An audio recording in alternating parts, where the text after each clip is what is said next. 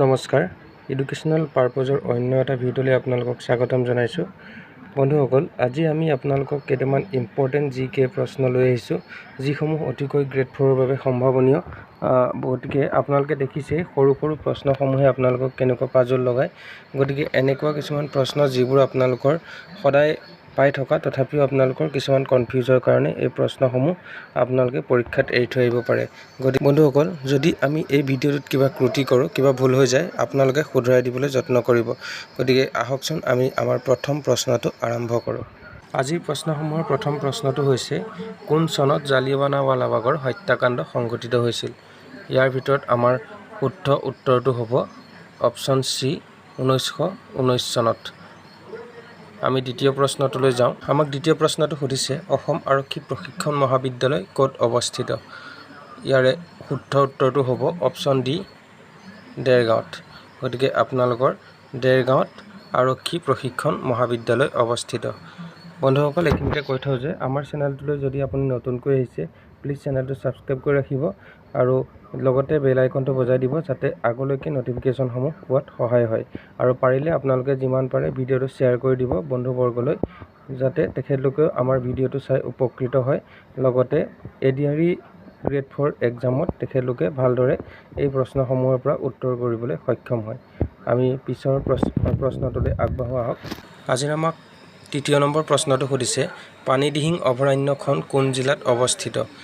আমাৰ ইয়াৰ শুদ্ধ উত্তৰটো হ'ব অপশ্যন ডি শিৱসাগৰত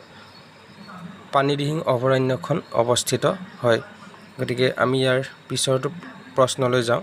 চতুৰ্থ নম্বৰ প্ৰশ্নটো আমাক সুধিছে মোৱামৰীয়া বিদ্ৰোহ কিমান চনত সংঘটিত হৈছিল এইবোৰ অতিকৈ গুৰুত্বপূৰ্ণ আৰু ইম্পৰ্টেণ্ট কুৱেশ্যন হয় গতিকে মনত ৰাখিব আপোনালোকে ভালদৰে চাব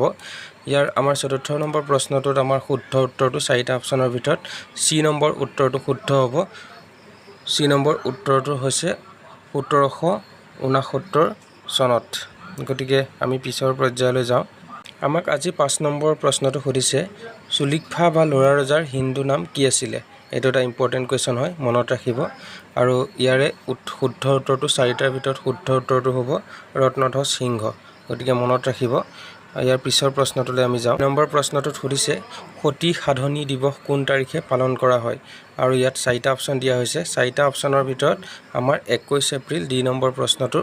ডি নম্বৰ যিটো অপশ্যন আছে সেইটো শুদ্ধ উত্তৰ গতিকে আমি ইয়াৰ পিছৰ 7 নম্বৰ প্ৰশ্নটোলৈ যাওঁ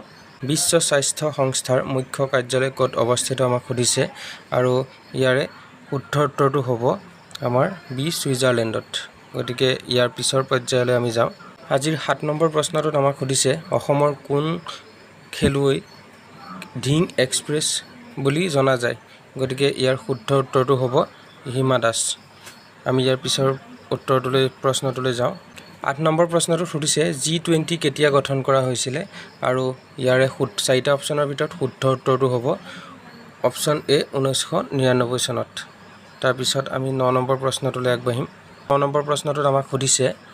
ৰাজ্যসভাৰ অধ্যক্ষ কোন গতিকে ইয়াৰ উত্তৰটো হ'ব উপৰাষ্ট্ৰপতি মনত ৰাখিব এটা ইম্পৰ্টেণ্ট কুৱেশ্যন হয় ইয়াৰ পিছৰ প্ৰশ্নটোত আমি আলোচনা কৰিম আজিৰ প্ৰশ্নসমূহৰ 10 নম্বৰ প্ৰশ্নটো আমাক সুধিছে অসমৰ প্ৰথম শিশু আলোচনীখনৰ নাম কি আৰু ইয়াৰ অসমৰ প্ৰথমখন শিশু আলোচনী এই চাৰিটা অপশ্যনৰ ভিতৰত বি নম্বৰটো শুদ্ধ উত্তৰ আৰু ইয়াৰ প্ৰথম আলোচনীখন আছিল ল'ৰা বন্ধু তাৰ পিছৰ প্ৰশ্নটোলৈ আমি যাওঁ আজিৰ 11 নম্বৰ প্ৰশ্নটো আমাক সুধিছে অসম সাহিত্য সভাৰ প্ৰথম অধিৱেশন ক'ত অনুষ্ঠিত হৈছিল আৰু ইয়াৰে শুদ্ধ উত্তৰটো চাৰিটা অপশ্যনৰ ভিতৰত শিৱসাগৰত শুদ্ধ উত্তৰ অপশ্যন বি শুদ্ধ উত্তৰ গতিকে আমি ইয়াৰ পিছৰটো কুৱেশ্যনলৈ যাওঁ 12 নম্বৰ প্ৰশ্নটো আমাক সুধিছে বাল্মীকি ৰামায়ণ অসমীয়ালৈ কোনে অনুবাদ কৰিছিলে আৰু ইয়াৰ চাৰিটা অপশ্যনৰ ভিতৰত শুদ্ধ উত্তৰটো হ'ব অপশ্যন এ মাধৱ কন্দলী আমি ইয়াৰ পিছৰ প্ৰশ্নটোলৈ যাওঁ 13 নম্বৰ প্ৰশ্নটোত আমাক সুধিছে আন্তৰ্জাতিক নাৰী দিৱস কিমান তাৰিখে পালন কৰা হয় গতিকে ইয়াৰ চাৰিটা অপশ্যন দিয়া হৈছে চাৰিটা অপশ্যনৰ ভিতৰত শুদ্ধ উত্তৰটো হৈছে 8 মাৰ্চ অপশ্যন এ শুদ্ধ উত্তৰ ইয়াৰ পিছৰ প্ৰশ্নটোলৈ আমি আগবাঢ়িম 14 নম্বৰ প্ৰশ্নটোত আমাক সুধিছে কোনজন ৰজাৰ মৃত্যুৰ লগে লগে বৰ্মন বংশৰ অন্ত পৰিছিলে আৰু ইয়াতে চাৰিটা অপশ্যন দিয়া হৈছে চাৰিটা অপশ্যনৰ ভিতৰত শুদ্ধ উত্তৰটো হৈছে চি অপশ্যন ভাস্কৰ বৰ্মন গতিকে ইয়াৰ পিছৰ আমি আজিৰ শেষৰ প্ৰশ্নটোলৈ আগবাঢ়িছোঁ আজিৰ শেষৰটো প্ৰশ্ন আমাক সুধিছে অসমৰ একমাত্ৰ চিমেণ্ট কাৰখানাটো ক'ত অৱস্থিত অতিকৈ ইম্পৰ্টেণ্ট কুৱেশ্যন হয় মনত ৰাখিব গতিকে আজিৰ এই 4টা অপশ্যনৰ ভিতৰত শুদ্ধ উত্তৰটো হ'ব বোকাজান গতিকে আজিৰ এই 15টা কুৱেশ্যন দিলোঁ গতিকে আপোনালোকৰ কিমানটা ইয়াৰ ভিতৰত মনত থকা কুৱেশ্যন আছিলে কমেণ্ট কৰি নিশ্চয় জনাব আৰু লগতে আপোনালোকে যদি আমাৰ চেনেলটোলৈ নতুনকৈ আহিছিলে প্লিজ চেনেলটো ছাবস্ক্ৰাইব কৰিবলৈ নাপাহৰিব ধন্যবাদ